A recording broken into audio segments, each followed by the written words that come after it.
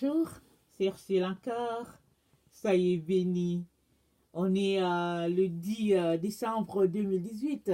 Je viens sonner la trompette aujourd'hui encore et je viens vraiment nous encourager à tout faire pour faire partie de ceux-là qui prendront part aux noces de l'agneau. C'est vraiment très très important. Regardez, en tout cas surtout les chrétiens, on a cette, comment on peut dire, cette culture-là de croire qu'au fait, parce qu'on va à l'église, parce qu'on va dans les réunions, les groupes d'études bibliques, en tout cas des réunions de prière, tout ça, alors on fera partie. Mais au fait, les choses ne marchent pas comme ça. Jésus-Christ a dit, l'amour du monde, c'est inimitié contre Dieu. Et quand il dit l'amour du monde, il parle de tout. Alors s'il y a quelque chose en toi que tu aimes, vérifie si c'est de Dieu ou si c'est du monde. Alors si c'est du monde, le Seigneur Jésus-Christ dit, c'est inimitié contre Dieu. Ça veut dire que toutes ces choses-là, Dieu n'aime pas. Alors, il te revient donc de tourner le dos à toutes ces choses-là que Dieu n'aime pas, même si cela doit te coûter, je ne sais pas, ton travail, et puis en tout cas, parce qu'il y va de ton âme. Jésus-Christ a dit quoi? À quoi sert-il à un homme de gagner le monde entier s'il devrait perdre son âme? Parce que le tout, ce n'est pas d'être glorieux sur cette terre, mais le tout, c'est de savoir où est-ce que tu vas passer ton éternité. Parce que, comme on le dit, c'est éternité, c'est indéfiniment. Alors, tu peux vivre sur cette terre, peut-être 100 ans, 120, 80, je ne sais pas, et puis vraiment être parmi les têtes dirigeantes de ce monde, ou bien faire partie des gens qui ont du poids, peut-être financièrement, ou bien au niveau de la société et tout ça. Mais la question, elle est celle-ci. À la fin, quand tu auras fermé les yeux à ce monde, où seras-tu? Auras-tu vécu une vie sur cette terre de telle sorte que tu te retrouveras dans la présence du Père? Ou auras-tu vécu une vie de telle sorte que, au fait, tu seras rejeté dès que tes yeux seront fermés à ce monde? Alors, je viens vraiment nous encourager à choisir la bonne part. Et la bonne part, c'est Jésus. Et ça ne vient pas sans effort. Parce qu'on nous fait croire que, bon, Jésus-Christ a payé, alors on peut venir croiser les bras et puis confesser qu'on est chrétien. Bon, je ne sais pas, mais je ne pense pas que c'est comme ça que ça marche. Alors, on confesse, c'est vrai, mais nos actions doivent montrer que on est enfant de Dieu. Parce que la chrétienté, ce n'est pas juste en dedans. C'est en dehors, c'est partout. C'est un peu comme les musulmans. Quand tu les vois, tu sais que c'est un musulman. Point. Tu le sais de loin. C'est pareil avec les enfants de Dieu. On devrait te reconnaître partout où tu passes. Donc voilà. Alors, je viens aujourd'hui apporter une exhortation sur l'Antichrist. Pourquoi est-il appelé Antichrist? Il est contre le Christ. C'est ça que ça veut dire. Antichrist.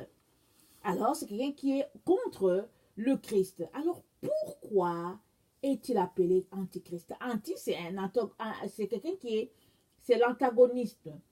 Alors, anti, il est contre Christ. Alors, la Bible nous dit que, je ne vais pas citer forcément tous les passages, mais la Bible nous dit que il fera tout à la perfection comme Christ. C'est-à-dire tout ce qu'il va faire, il va imiter Christ en toutes choses.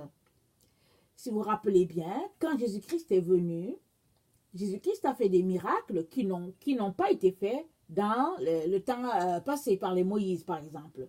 Alors, les Juifs savaient que le Christ, quand il viendrait, par exemple, il chasserait les démons, il guérirait la lèpre, et puis il ressusciterait des morts. Et bon, je sais qu'il y a certaines personnes qui ont ressuscité les morts. Je pense que peut-être Élie, je ne me rappelle pas, parmi les prophètes, il y en a qui ont ressuscité les morts. Mais les, les sacrificateurs juifs savaient que le Messie, quand il viendrait, voilà ce qu'il ferait. Alors Jésus-Christ est venu. Alors si nous nous rappelons bien, souvent quand il a guéri des lépreux, il a dit, allez vous montrer au sacrificateur. C'était pour leur faire la preuve que, au fait, c'est moi, c'est de moi qu'il est question. Vous me rejetez, mais c'est de moi qu'il est question. Alors, Jésus-Christ a ressuscité les morts, il a ressuscité l'enfant d'une femme, à Naïm, on allait l'enterrer, et même il a ressuscité euh, le frère de Marie et de Marthe, Lazare. Il avait déjà fait 3 jours, il était au 4e jour, et Jésus a laissé que ça pourrisse, et il l'a ressuscité pour montrer aux gens que c'était au fait lui le Messie, mais tout ça, ils l'ont renié, et même après avoir ressuscité Lazare, ils ont dit, bon, il est temps qu'on tue ce monsieur-là, parce que tout le monde va vers lui. Alors, donc c'est ça. Et il a délivré des démons. Il est parti à Gadara. Il y avait un homme qui était enchaîné, possédé. Il vivait dans les sépulcres. Il n'y avait personne qui pouvait faire quoi que ce soit. Et quand Jésus-Christ a débarqué là, alors les démons sont venus vraiment, ils l'ont supplié. Ils ont dit non, non, non, s'il te plaît, mets-nous dans laisse-nous aller dans les ports. Et le monsieur, Jésus-Christ a chassé. Les démons sont partis. Ils étaient légions. Et le monsieur était sain et sauf et dans tous ses sens. Et il a demandé à aller avec Jésus. Jésus-Christ a dit non, vas-y, va dans la décapole et puis raconte tout ce que j'ai fait pour toi. Alors Jésus a fait toutes ces preuves-là devant les rabbins. Mais ils ont refusé toujours de croire que c'était lui le Messie. Beaucoup plus par jalousie. Et voilà, parce que bon, ils se sont fait des idées de qui devait être le Messie. Et bon, on constate aussi qu'il gérait la vie des gens. Parce que si on se rappelle bien, l'aveugle né, quand au fait on l'a chassé, Jésus-Christ lui a dit, écoute, est-ce que tu crois au Fils de l'homme? Il a dit, mais qui est-il pour que je croie? Jésus-Christ a dit, c'est moi. Et quand on a interrogé ses parents, par peur d'être chassés, ils ne voulaient pas qu'on les chasse. Et puis le monsieur leur a dit, l'aveugle né, il leur a dit, écoutez, on sait bien que Dieu n'écoute pas les pécheurs. Alors, est-ce que vous voulez aussi être ses disciples? Parce que, en fait, ce monsieur-là a cru, cet aveugle né-là, a cru que Jésus-Christ était le sauveur, le Messie. Et eux, ils ont refusé de croire. Et pourtant, cet enfant est né aveugle. Et puis quand Jésus-Christ l'a guéri, je pense qu'il avait il y a 39 ans. Alors, Jésus-Christ a fait toutes ces preuves-là et ils ont refusé de croire. Et l'Antichrist, il fera ces mêmes miracles. Il fera les miracles que Jésus-Christ a fait. Parce que il est anti et il est là pour pouvoir, au fait, tromper le peuple. Et dans une ou deux vidéos que j'ai déjà fait, la puissance d'égarement, puisqu'ils n'ont pas cru, alors Dieu leur envoie une puissance d'égarement. Et ça, c'est dans, je pense que c'est dans Thessaloniciens que c'est dit, je ne sais pas si c'est dans un ou deux. Mais avant cela, j'aimerais qu'on lise un passage, je pense que c'est dans Jean 5, le verset 42 à 44. Alors, je vais lire. C'est Jésus qui parle. Je suis venu au nom de mon Père, et vous ne me recevez pas. Si un autre vient en son propre nom, vous le recevrez. Comment pouvez-vous croire, vous qui tirez votre gloire les uns des autres, et qui ne cherchez point la gloire qui vient de Dieu seul? Ne pensez pas que moi, je vous accuserai devant le Père. Celui qui vous accuse, c'est Moïse, en qui vous avez mis votre espérance. Car si vous croyez Moïse, vous me croiriez aussi, parce qu'il a écrit de moi. Mais si vous ne croyez pas à ses écrits, comment croirez-vous à mes paroles? Donc Jésus-Christ leur dit, écoutez, je suis venu au nom de mon Père, mais vous refusez. Vous ne m'avez pas accepté. Il dit, mais un autre viendra en son nom, mais vous allez l'accepter. Jésus-Christ, vous savez que c'est le Fils de Dieu, c'est Dieu aussi, et puis c'est un prophète. Il avait tous les dons, la connaissance, le discernement, et puis, donc Jésus-Christ est en train de leur dire, moi je suis venu au nom de mon Père, papa, mon Père, Dieu m'a envoyé, vous m'avez rejeté. Mais il y a un autre qui va venir, et vous allez l'accepter. Et cet autre-là, c'est l'Antichrist. Jésus-Christ est en train de dire, il y a un autre qui va venir en son propre nom, vous allez l'accepter. Et ils vont se dire, puisque déjà même dans les lois, je ne sais pas si c'est le Talmud ou bien quoi, je ne sais pas, ce groupe de rabbins en Israël, là, qui se réunissent souvent, là, ils ont, au fait, ils attendent toujours leur Messie. Ils continuent d'attendre leur Messie. Alors, pardon, l'Antéchrist viendra Il va les tromper et ils vont croire à l'Antichrist. Ils vont se dire, oh oui, c'est lui le Messie. Mais ce sera par, comment on appelle ça là, le faux, la contrefaçon, le mensonge, la duplicité, la sorcellerie, la magie, euh, les esprits de serpent, de Jézabel. Il va avoir toutes les entités autour de lui et en lui, et ainsi il va bien tromper le monde. Alors, il n'y a que ceux-là qui marchent dans la lumière de Christ qui verront que ici il est question de anti. Évidemment, la personne de l'antichrist, on peut facilement l'identifier. Mais est-ce que toi, tu es capable d'identifier l'esprit de l'antichrist? Parce que Jean a dit, ou bien Paul, il a dit que l'antichrist, la puissance de l'antichrist est déjà sur la terre. Et il agit déjà dans plusieurs. Et c'est cet esprit-là qui va avoir son couronnement en une personne. Une personne va incarner cet esprit-là, alors que l'esprit de l'antichrist bat déjà son plein depuis le 1er siècle. Comme Jésus-Christ, il est né, il a été conçu par le Saint-Esprit. Alors Jésus-Christ, dans toute sa personne, il a incarné le Saint-Esprit en lui, parce qu'il nous a dit, il a dit à ses disciples, je ne vais pas vous laisser orphelins, je vais vous donner un autre consolateur. Il va prendre ce qui est à moi et il va aussi vous l'enseigner. Donc Jésus-Christ agissait par la puissance du Saint-Esprit. L'Antichrist, il va agir par la puissance de l'Antichrist, l'esprit de l'Antichrist qui est déjà à l'œuvre et qui est répandu en notre monde, qui est répandu partout autour de nous, à la télévision, dans les gens et tout. Mais il te revient à toi et à moi de savoir quel esprit nous parle, avec qui nous sommes en rapport. Parce que l'esprit demeure dans les personnes.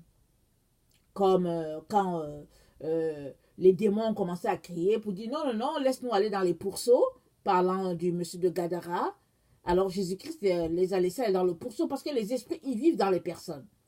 Alors, l'esprit de Jésus-Christ, il vit dans les enfants de Dieu, il vit en Christ, il vit dans les enfants de Dieu. L'esprit de l'Antichrist aussi, il vit dans les agents de Satan. Maintenant, est-ce que toi, tu es assez équipé pour pouvoir discerner quel esprit est ici en face de toi? Vous savez pourquoi j'aborde ce problème-là? Parce que on est dans le temps où l'esprit de contrefaçon est roi. Il est répandu dans nos églises. Il est répandu dans les gens. Et si ce n'est pas Dieu qui ouvre tes yeux, tu ne sauras pas qui est en face de toi. Il fut un temps où je prenais tout le monde pour les enfants de Dieu, en tout cas tous les chrétiens.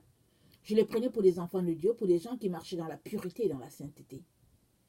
Et par la grâce de Dieu, Dieu a permis que je passe par une expérience pendant quelque temps, parce qu'il voulait m'enseigner qu'est-ce qui se passe vraiment dans les gens. Et j'ai fini par découvrir que ce n'est pas tous ceux-là qui vont à l'église qui ont l'esprit de Dieu vraiment. Il y en a plusieurs qui sont assis dans l'église qui ont l'esprit de l'Antichrist. Il y a plusieurs qu'on a comme amis qui n'ont pas l'esprit de Dieu, qui ont un autre esprit. Et si ce n'est pas Dieu qui nous donne de discerner profondément, ces gens-là vont nous conduire loin du Seigneur. Et comment Dieu nous donne-t-il de discerner profondément? Il a dit, parce que tu as gardé ma parole, je vais aussi te garder à l'heure de la tentation qui va venir sur la terre. Alors, si toi tu fais partie des gens qui gardent la parole du Seigneur, il va te garder. C'est sa promesse. Mais si tu es le type, ce type de personne-là qui aime un peu jouer par-ci avec la parole de Dieu, par-là avec l'esprit du malin, alors tu vas te retrouver pris à ton propre piège. Parce que l'esprit de Dieu, c'est l'esprit de droiture, c'est l'esprit de pureté, c'est l'esprit de vérité, c'est l'esprit de lumière, c'est l'esprit de sainteté, c'est l'esprit vraiment d'exactitude. C'est ça l'esprit de Dieu.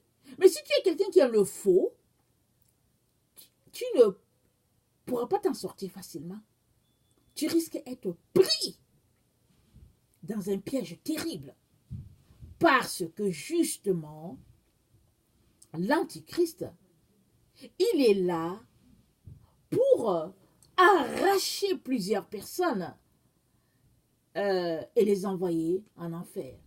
Plusieurs croiront en lui. Plusieurs croiront en lui. Ils vont voir son charisme. Ils vont voir son style, son look. Ils vont voir la façon dont il parle. Ils vont trouver qu'il parle bien. Mais si on va dans Apocalypse 13, en lisant Apocalypse 13, on va se rendre compte que... Attends, est-ce que c'est Apocalypse 13? C'est Apocalypse 19. En lisant Apocalypse 19, on se rendra compte que le faux prophète et l'antichrist parlent par la puissance des grenouilles. Alors, la grenouille, c'est deux démons. C'est l'esprit des démons. Alors, l'un a un et puis l'autre, les démons, c'est eux qui leur donnent de parler comme ça et puis d'haranguer la foule. La séduction, n'est-ce pas? Et ce sera de mise. Et ça l'est déjà. Maintenant, est-ce que tu reconnais ceux-là qui parlent vraiment la part de Dieu et ceux-là qui sont juste des petits zinzins, qui sont là, qui sont des plaisantins? Il y en a qui viennent, ils se tiennent devant vous et puis ils disent qu'ils prêchent. Et ils vous racontent des plaisanteries. Alors ils prêchent, ils vous racontent des âneries. Et ils haranguent les foules. Et il y en a qui boivent à leurs paroles. Et c'est comme ça. Seuls ceux-là qui ont l'esprit de Dieu, ils vont dire non, non, moi je ne bois pas à cette eau polluée-là.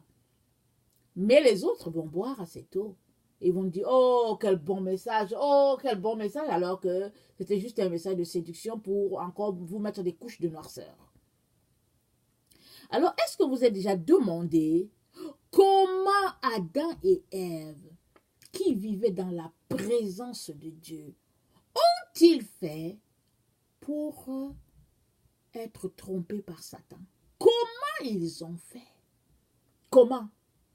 Ces derniers temps, le Seigneur m'a donné de réfléchir à cela. Je me suis dit, mais comment ils ont fait? Ils étaient dans la présence constante de Dieu. Avant cela, on n'a pas entendu parler de quelque chose d'obscur.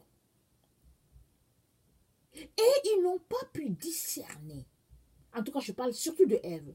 Peut-être qu'Adam, par amour pour sa femme, il a mangé quand il a vu ce qui se passait.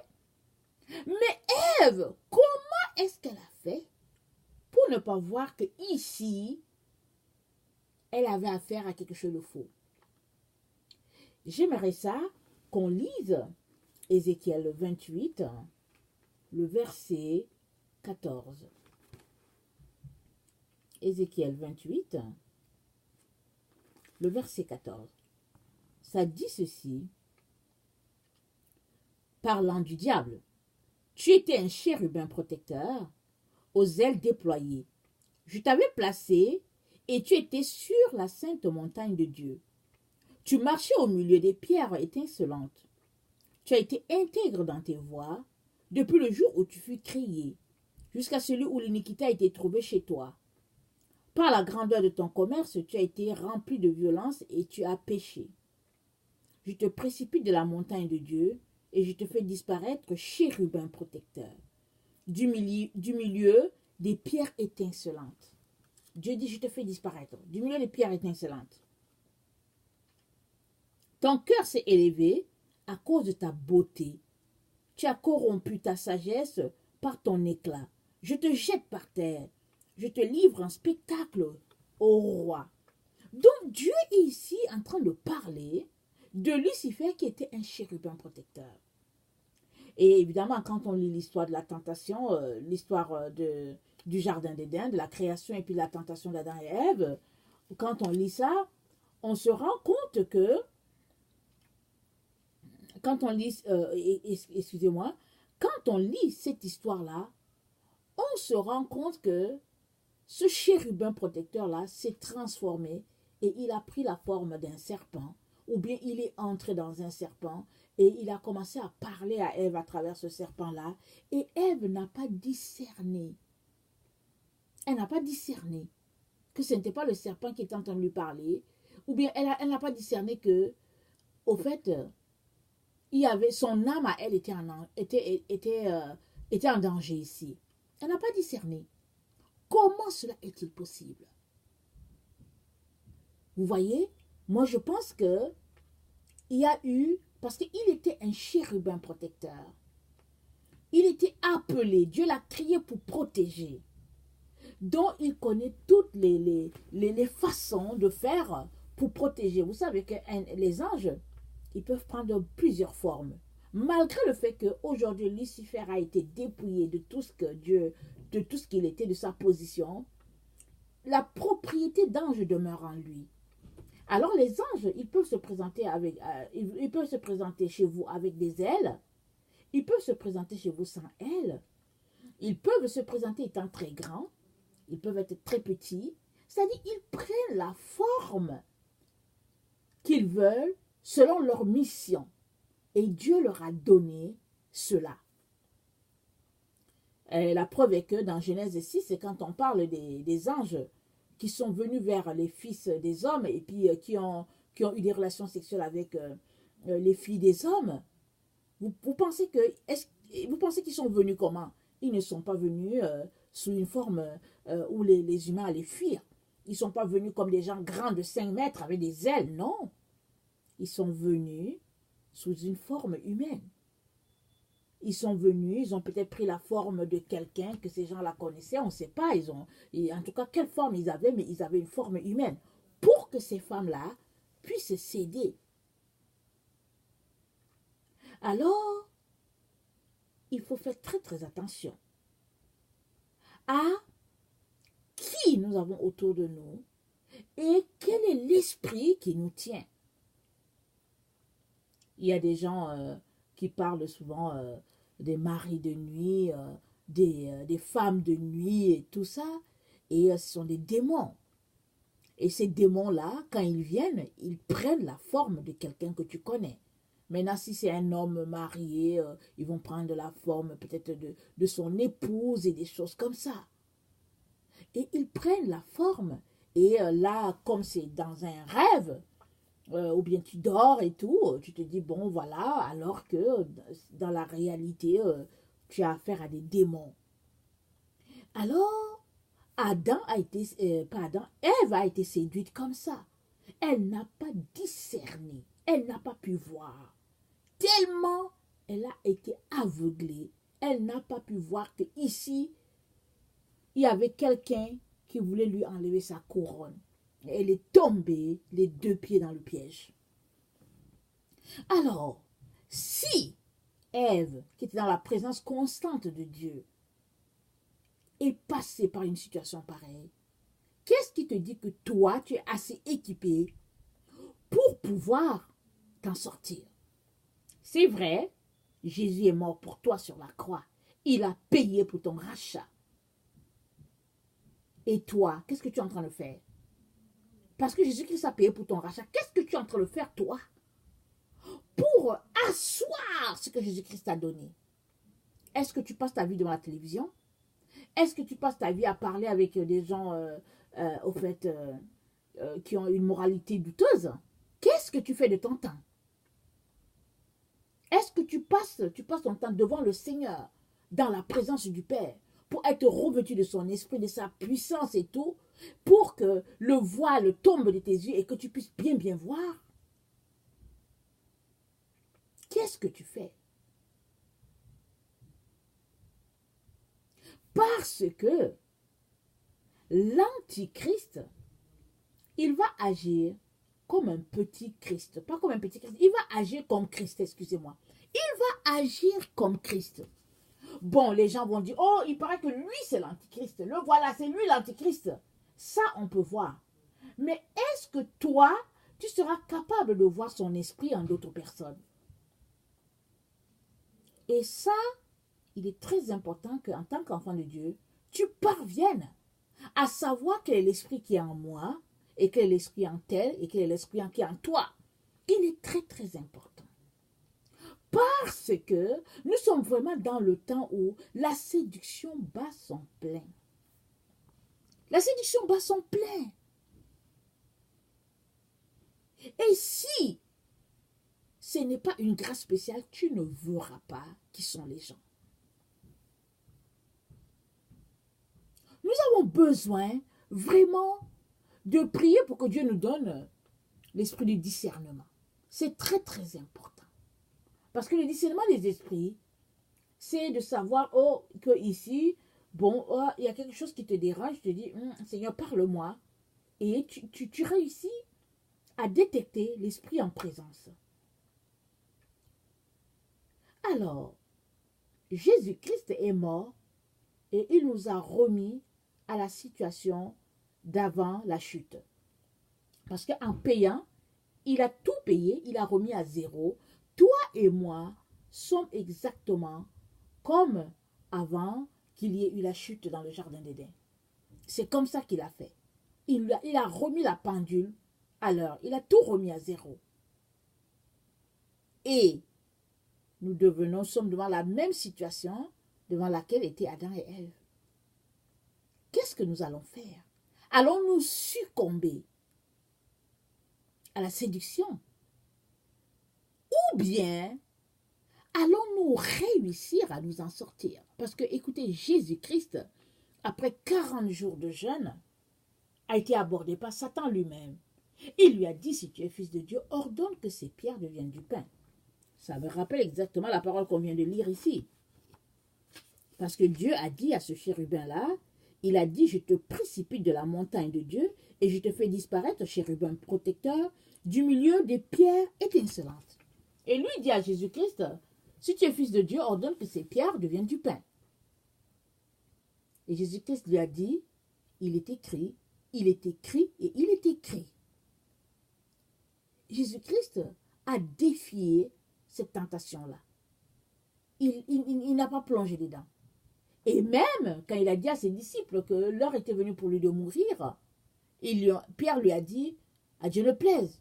Jésus-Christ a dit, arrière de moi Satan. Non pas que Pierre était Satan, mais Jésus a vu Satan dans les propres de Pierre, alors que peut-être que Pierre lui-même n'avait pas vu ça. Et qu'est-ce qui a motivé Pierre à parler comme ça à Jésus-Christ? Ce sont ses émotions. Il a vu, oh, il ne voulait pas perdre son Seigneur, et puis tout ça, donc il a dit, oh non, à Dieu ne plaise et tout. Et puis n'oubliez pas, quand ils étaient en train de marcher, et puis chacun essayait de trouver sa place au ciel, et puis la mère même des fils des Zébédée est venue demander que je te fais une demande. Je veux que l'un soit assis à ta droite et puis l'autre assis à ta gauche. Il a fait la demande à Jésus. Alors, Pierre donc, il pensait tout, il avait déjà fait ses calculs. Alors Jésus-Christ vient lui dire, non, il faut que le Fils de l'homme meure. Alors il dit, mais non, mais non. Jésus-Christ dit, arrière de moi Satan. Parce que l'opposition de Pierre, c'est pour que Jésus-Christ n'aille pas jusqu'au bout. Or, Jésus-Christ est venu pour aller jusqu'au bout. Il est venu pour mourir pour toi et moi. Il est donc important que Jésus refuse cela tout de suite. Même si c'était choquant, c'était blessant, il était important. Comment Pierre a pu se sentir, moi je ne sais pas. Mais toujours est-il que Jésus-Christ, c'était important pour lui qu'il dise non, je ne marche pas là-dessus. Mais toi, est-ce que tu as la force de réagir rapidement devant une situation donnée parce qu'il s'agit de ton âme? Parce que Satan, ce qu'il va faire, tu vas te retrouver dans une situation où, entre les honneurs et puis la vérité de Dieu.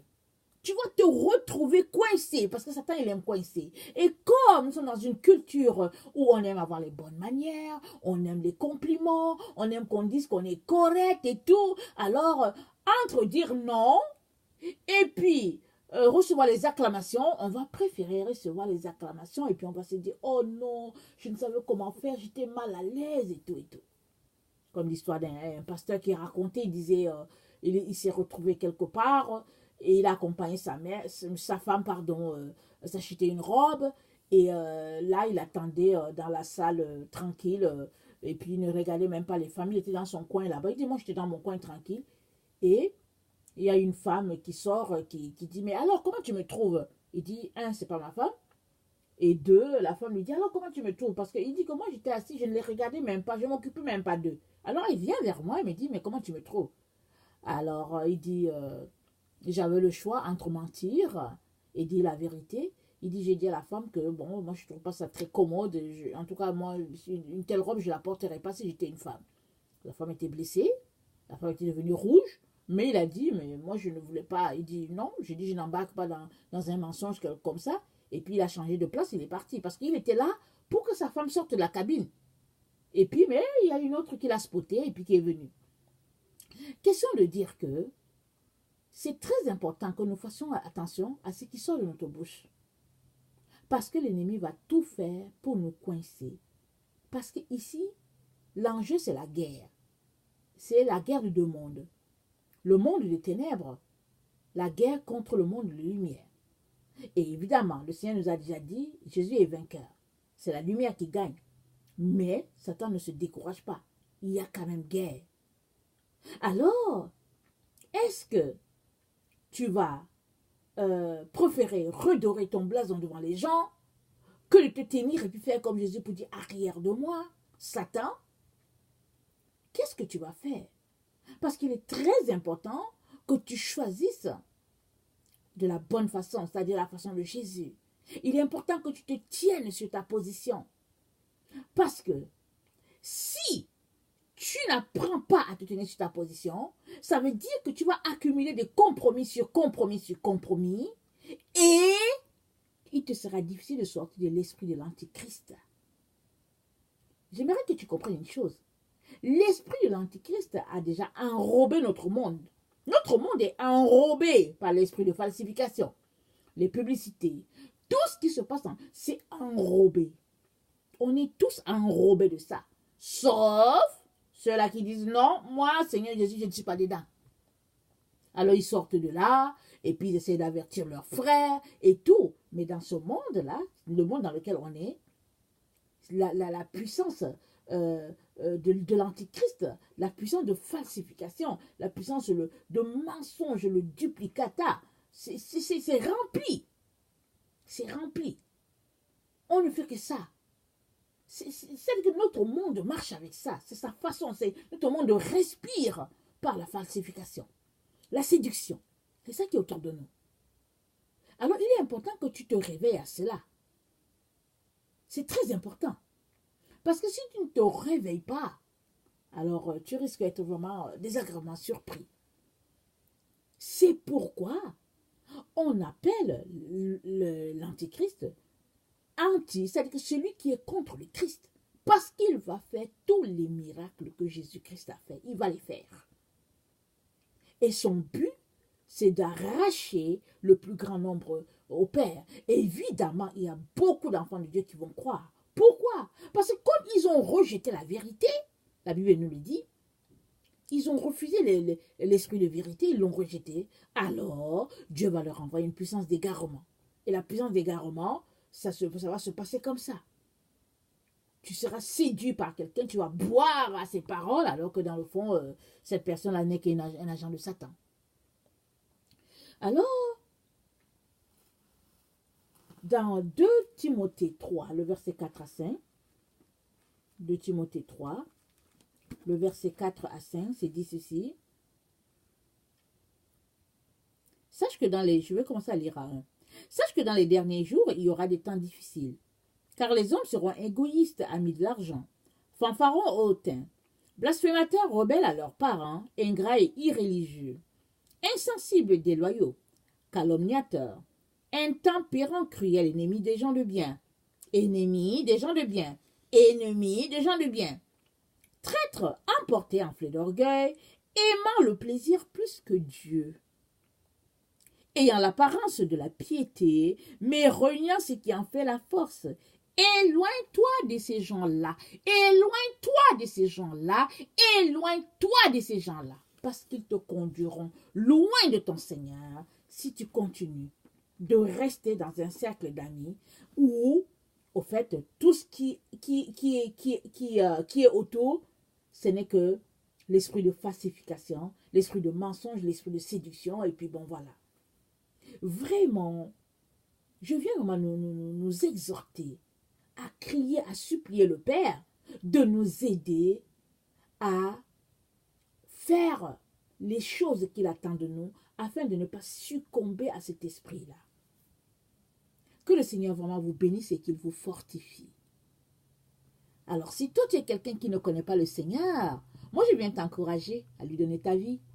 Mahomet ne peut pas te sauver, ni Bouddha, ni Confucius, ni la science, ni ton argent, ni tes diplômes, ni ta position sociale, ni tes voitures. Tout ça, rien ne peut te sauver.